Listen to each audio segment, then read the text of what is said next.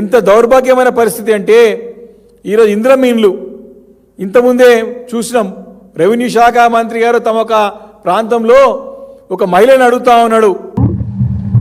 ఇప్పుడు ఇందిరమ్మ పథకం ఇల్లు వచ్చింది కాబట్టి మేము ఇల్లు కట్టుకోగలిగాము. మాకు కూడా ఒక ఇల్లు ఉంది అని చెప్పుకోవడానికి గర్వపడుతున్నాము.